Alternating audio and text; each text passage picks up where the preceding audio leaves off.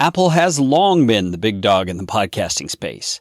In this episode, I'm going to dig into the facts about recent issues that have happened with Apple and best practices regarding iTunes and Apple Podcasts.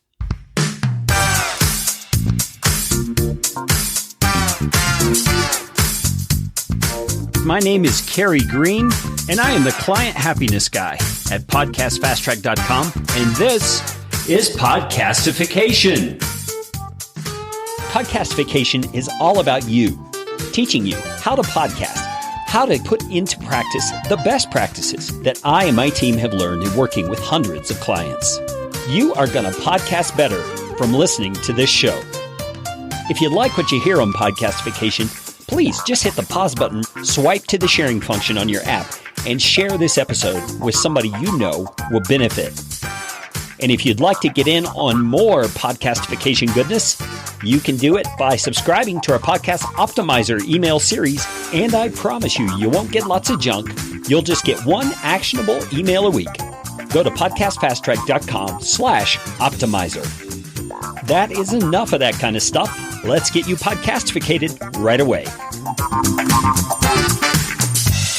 If you have been in the podcasting space for any length of time, you know the name iTunes, or maybe you know the name Apple Podcasts. You see, recently, Apple's kind of had multiple personality disorder, or maybe it's an identity crisis where they can't exactly decide who they want to be when they grow up. But the reality is Apple is all grown up and is actually just having the growing pains that any company that's successful and continues to grow is going to have. This episode, I want to talk to you about some of the many things that have been happening. And there's a number of little categories within this that I'll have to address. So as I move forward here, keep that in mind. Because if you have to skip away from the episode for some reason, you have to put it on pause, be sure you come back because there are a lot of topics here relating to iTunes, Apple Podcasts, and the best practices you should be employing these days to make sure your show is staying relevant and findable in the iTunes Apple Podcast directory.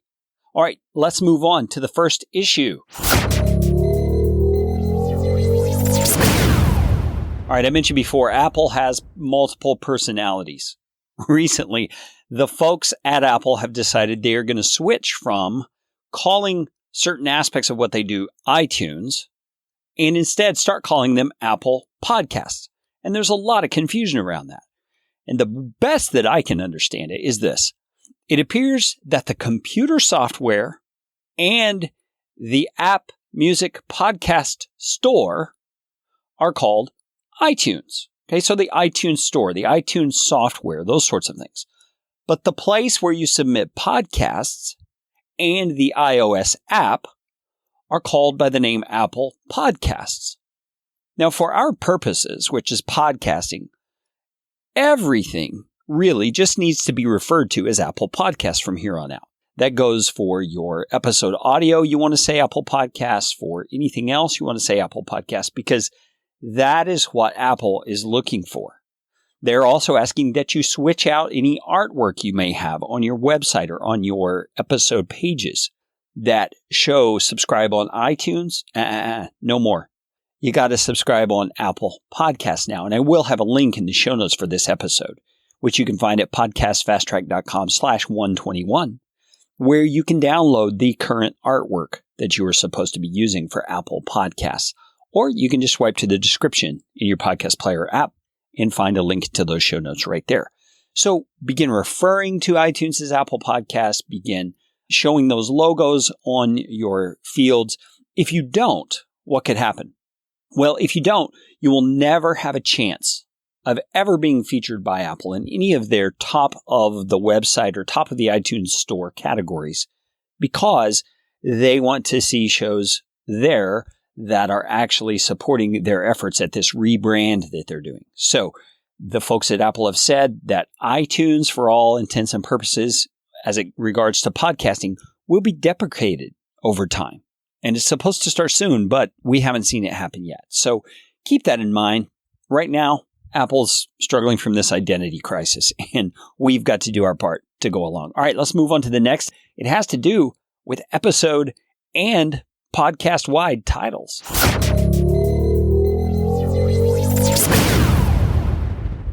Okay, when I say a title, what do I mean by a title? Well, the name of your show is the title. The name of your episode is the title. Okay, so for this show, it's Podcastification. For this episode, I'm not certain exactly what it's going to be titled now, but it's going to be something like iTunes Best Practices 2018 or something like that. Those are what I'm referring to when I say titles. And in case you haven't heard the hubbub, the ban hammer is coming down. And what I mean by that is shows are getting booted out of the directory by the folks at Apple without any warning because their titles are what Apple considers to be inappropriate. And what Apple's really trying to target here are titles that are spammy. You've probably seen some shows like this where someone will name their show The Greatest Business Show Ever, comma, or colon, interviewing people like Seth Godin or Jerry Springer or whoever. I don't know why Jerry Springer would be on a business podcast, but regardless, you get the point, where people are trying to game the system by stuffing all these keywords into their title. Now, it doesn't have to be just that kind of keyword stuffing where you're putting in names that are really irrelevant. You may be actually putting in terms that do have to do with your show. So, for example, one of the best examples I can give you, there's a great podcast that you should be listening to called The Feed. And it's Libsyn's official podcast. Okay, Libsyn is a podcast media host. But The Feed is really the name of the show. By looking at that title, you don't really know what that show is about. So when Libsyn puts colon, the official Libsyn podcast, they are helping you understand, oh, this is Libsyn's show. Because, by the way, there are 4 or 5 different shows called The Feed. So it's important to be able to differentiate. But the folks at Apple don't really care about that. They don't want you putting the colon and the extra little description afterward in your title field. In fact, some of the shows that have been bumped out of iTunes have been bumped out for that very reason, because they've had descriptive phrases, or maybe even you might consider it a subtitle, in their title field. The Apple folks are saying across the board, nobody is allowed to do that. This goes also for your author field. In this case, I could put Carrie Green, comma, podcast producer and coach. But if I do that, I'm running the risk of getting banned from the directory. Now, if you're banned, you can always get back in. There's ways to go about that. But the point is this. Do you want to have yourself kicked out of the largest directory of podcasts that exists? And that's the iTunes directory or the Apple Podcasts directory. I would say you probably don't want that to happen, so you don't have to deal with it at all. There is an unintended impact to what Apple's doing. Legitimate uses, like the Libsyn example I gave you, are also getting caught up in this ban. So my response is, we should just play by their rules. It's their platform. They can apply the rule however they like, and however stupid it may be, to the individual shows that are in their directory. They have the right to do that. So what can you do? Well, first of all, I would say check your current show level title and make adjustments if you need to. Be careful that things like colons, hyphens, vertical bars dividing one part of your title from another appear to be tip-offs to the folks at Apple that, hey, keyword stuffing is about to commence. So be careful about your use of those things. You can recreate your title if needed.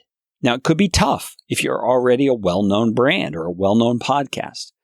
But you need to keep in mind that those are the things that Apple Podcasts is looking for when they're deciding whether your show-level title needs to have some kind of correction. And in their mind, correction is banning you from the directory. I don't like it. I really don't like it because there are legitimate uses of these keywords. Because the only way that people find your show in their directory is either by the title field or by what's in the author field. That's it. So if you don't have your particular most important keywords in your title field or in your author field, which you shouldn't have them there, then people who come into the directory looking for, example, a marketing podcast are never going to hear your Greatest Business Show Ever podcast, even though it talks about marketing. They're never going to find it because their search phrase, marketing, is not in your title. So you can rework your title. You can create a new title for your show. You could say, Greatest Business and Marketing Podcast Ever. You could just change the title. I would suggest you might also consider changing the cover art if you do that so that the two are consistent. And if someone at Apple looks at your title, then looks at your cover art and they say, okay, that really is the title of their show, then they would be more easily satisfied. Now, no one has even said you have to do that changed your cover art. That's just my suggestion. It makes sense to me. So recreate that title if you need to do that. You would do that at the place where your feed is generated. That may be on your website if you're using the Blueberry PowerPress plugin. It may be in your Libsyn media host account or your Podbean account or your Fireside FM account, wherever you are hosting that podcast. That's where you're going to need to make that change. Now, also, there is something you need to consider about cutesy titles versus functional titles. Let me give you an example. Let's say your show is called Lizard Labor, and it's about chameleon breeding. There actually is a very popular show amongst chameleon breeders about chameleon breeding.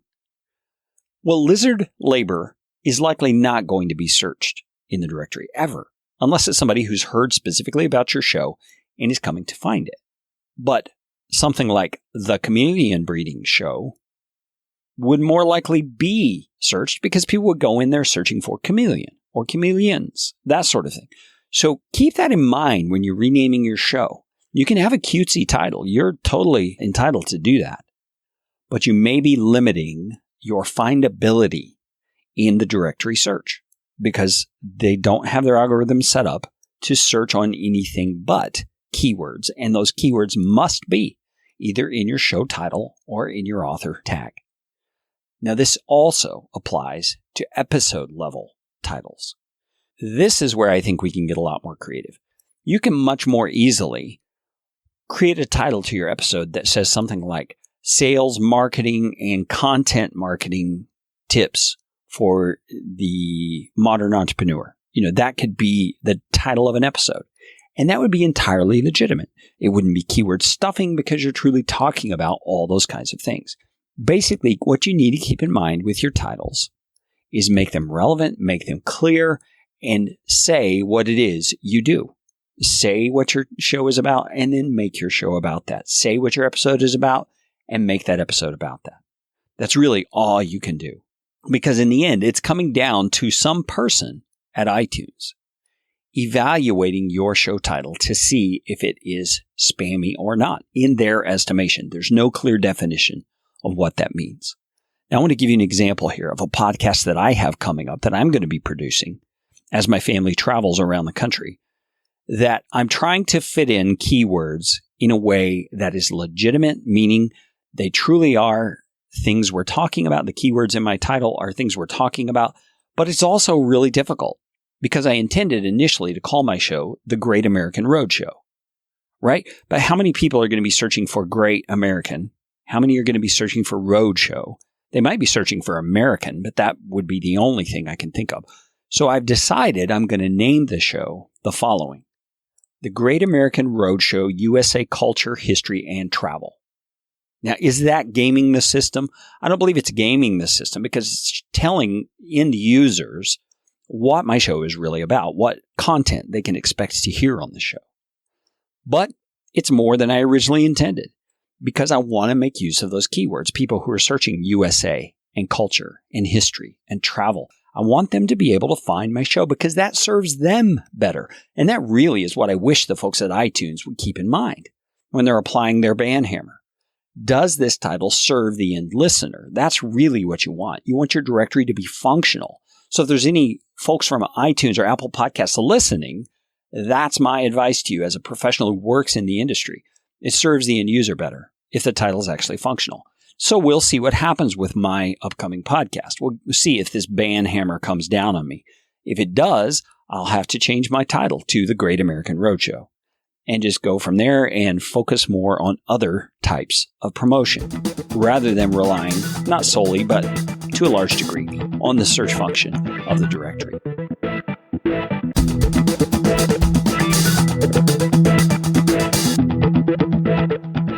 The kind of stuff that you're hearing on this episode of Podcastification is the kind of stuff that my team learns kind of making our own mistakes as we work with clients. And sometimes it's a client who makes a mistake and we get to kind of help them unravel what happened and why did it happen.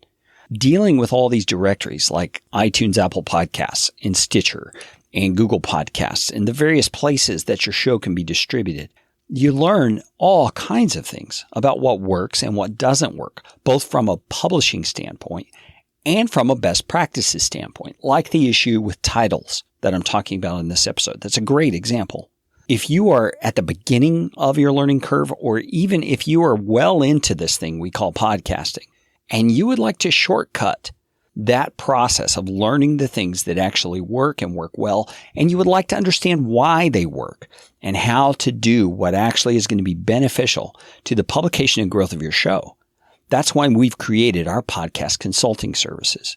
I will personally get on the phone with you, or video conference if you prefer, and we will chat about your show, the specific things you're doing, how you have your show set up in your media host, how you're actually promoting it on social media, what we can do to maximize your efforts, both from a setup and tweaking standpoint and from an ongoing distribution standpoint, to make your show as effective as it can be so that as the clock continues to tick, your show grows and gains momentum over time. Our podcast consulting services are kind of an a la carte service. You pick exactly what you want. We determine how many hours it's going to take to talk about that, and that's how we bill it. You can find out more at podcastfasttrack.com/consulting.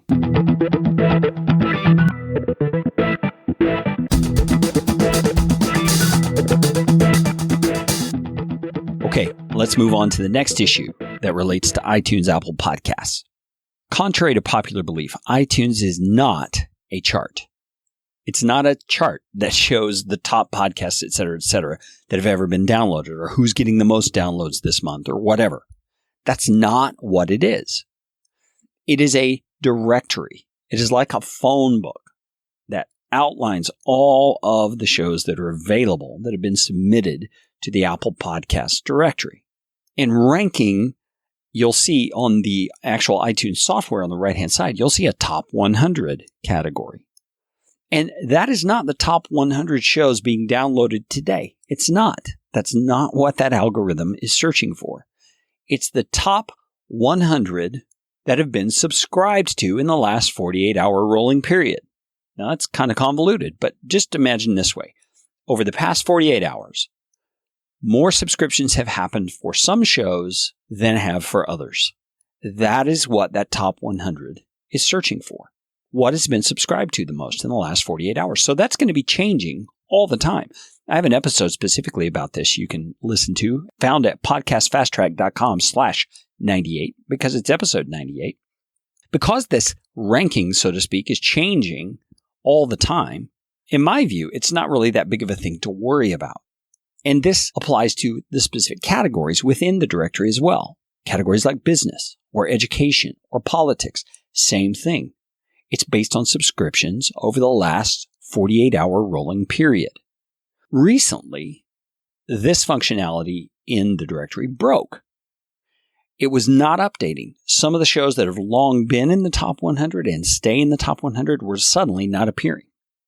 And it appears that someone had gamed the system. Someone had figured out a way to push undeserving shows to the top by having, Fiverr people or something like that subscribe and unsubscribe and subscribe and unsubscribe. And the folks at Apple have fixed this now. But this system can apparently be gamed.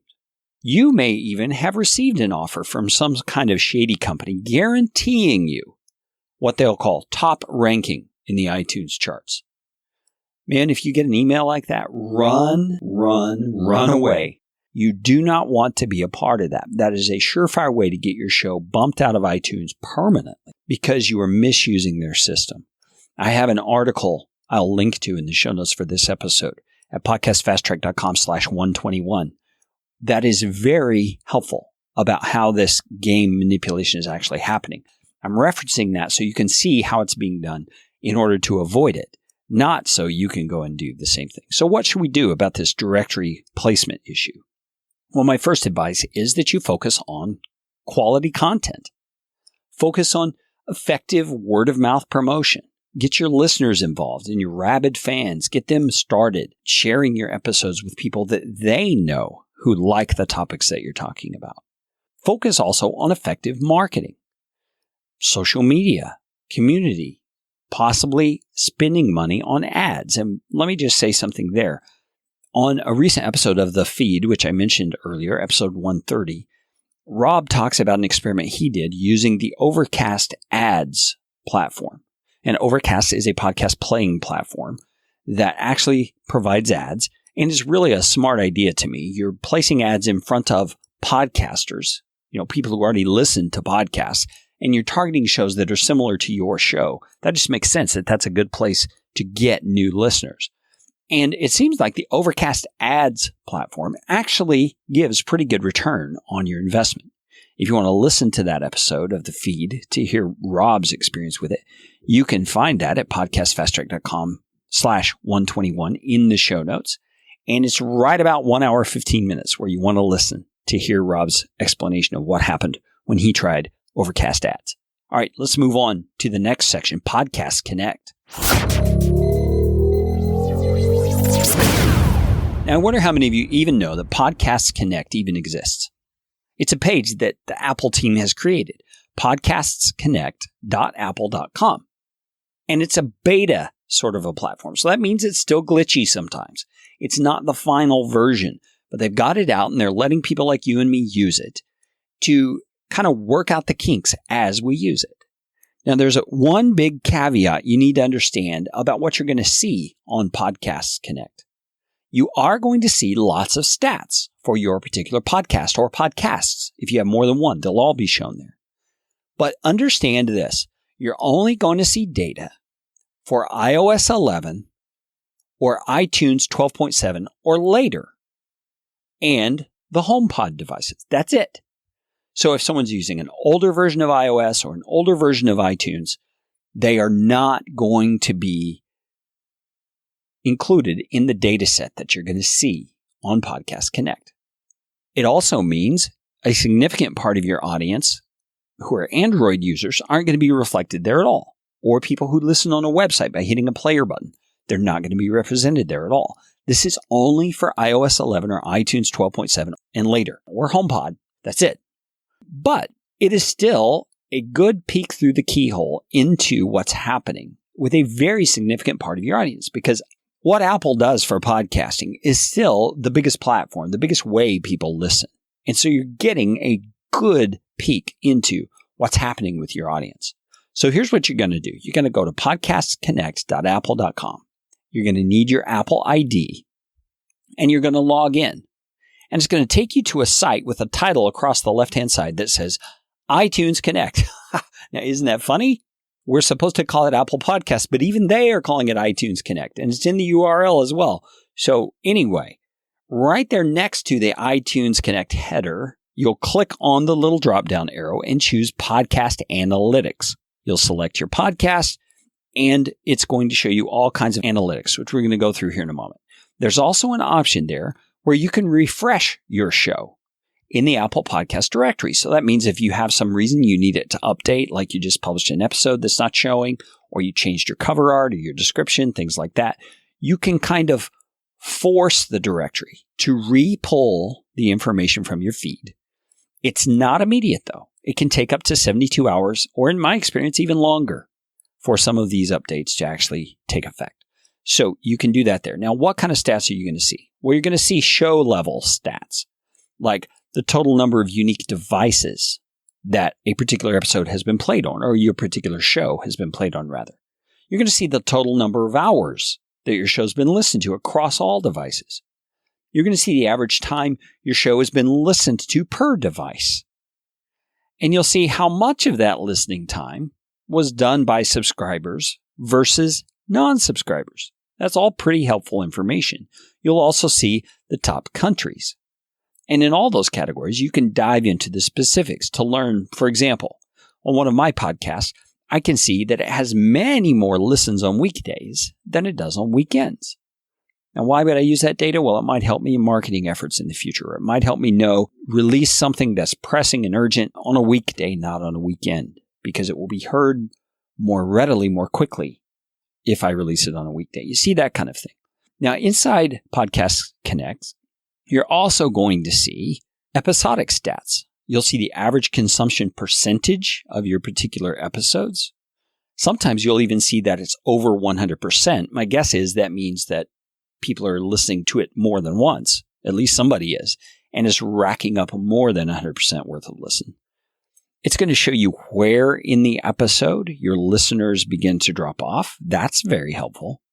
If you want an overview of how to use the data you're going to find there in Podcast Connect, I found a great resource from appcoda.com. I will link to it in the show notes for this episode, podcastfasttrack.com/121, or slide to the description in your app and go to the show notes from there. Now, what should we do about this issue of Podcast Connect? Well, get in there, play around with it, look at your stats. You can get some ideas of how your podcast is being consumed. If your show consistently begins to have people dropping off at about the 5-minute mark, maybe you have some decisions to make about what can you change right there around 5 minutes in your podcast to keep those people listening. Is there something that's happening right there that's particularly boring or losing their attention or whatever? You can also, if you see a trend like mine where your show gets more listeners on a particular day, it may tell you something about what day you should publish on or when you should do promotions, those kinds of things. And Apple has actually provided its own video on how to use Podcast Connect. I will include that link as well in the show notes for this episode. All right, let's move on and let's talk about the overall, I guess we'd call it glitchiness of the iTunes platforms. Okay, now as a PC user, I have long used the iTunes desktop software for PC in order to do research, to look at shows, to look at cover art examples, to even look up my own shows in the iTunes or Apple Podcast directory. And I just have to tell you, it is the glitchiest thing I've ever seen. And it has always been that way. I don't know what the deal is, but the overall glitchiness of the iTunes desktop software is just not acceptable. I don't know what's up with it, why it never gets fixed, but it doesn't. Now let's move over to the podcast app that iOS users would have on their mobile devices. Or would that be Apple Podcasts? Whatever it is, it's interestingly glitchy. And here's what I mean. It was sometime earlier in 2018 that Apple added episode-level tags, which enabled us to add episode numbers or to tell what type of episode it is. Is it a trailer? Is it best listened to in a series? Is it non-episodic? How is it that we formatted these episodes? That's very helpful information for listeners. And we were strongly urged by the Apple team to begin using those.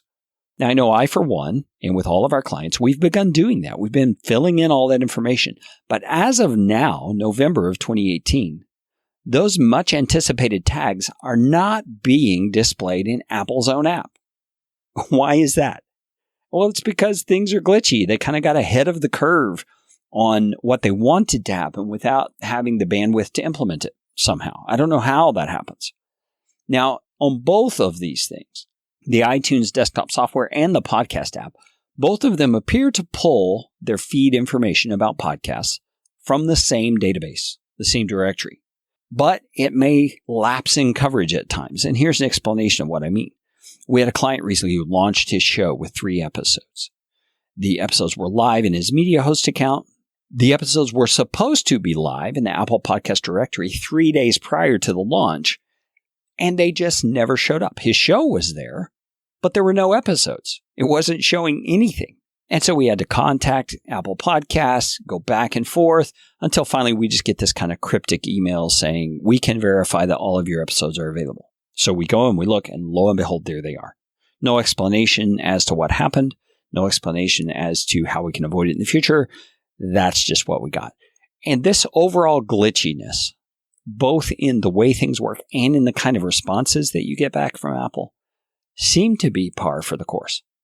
I don't know that there's anything about that that's going to change. I don't know that there's anything we can do to change it. It's their platform. They will update it and use it the way they see fit. I think what we need to do is just get used to it. And that leads me into the final comments for this episode. Hello? Now, I want to say as we wrap up here that Apple has done a tremendous service to all of us who are indie podcasters. The reason I say that is this. Apple could have very easily just used their platform to highlight big brand names, PBS-oriented shows, National Public Radio-oriented shows, big name company shows, network broadcasting shows like ABC, NBC, those kinds of things. But they didn't. They gave us indie podcasters an equal platform to publish on right alongside the big name companies.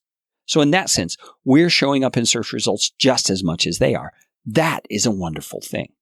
So Apple has done us a great service by doing that.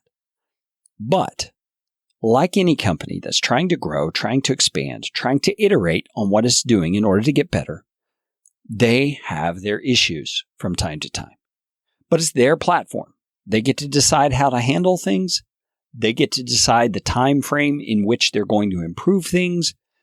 And they have the discretion to boot podcasts out of their directory for almost any reason, even though there are terms of service that exist that try to clarify why you will get booted. They still just seem to be a bit erratic and inconsistent in their application of their own terms of service. Now, let me wrap up here with telling you there are 2 more resources I'm going to include in the show notes page for this episode.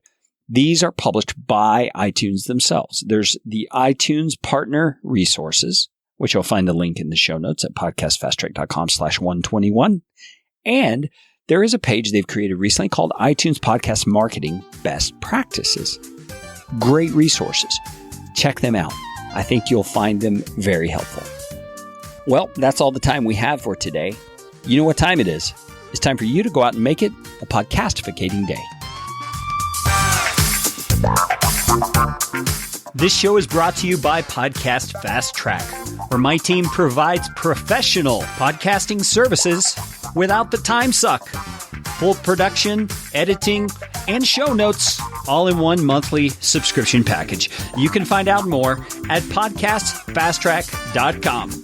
Now go out and make it a podcastificating day.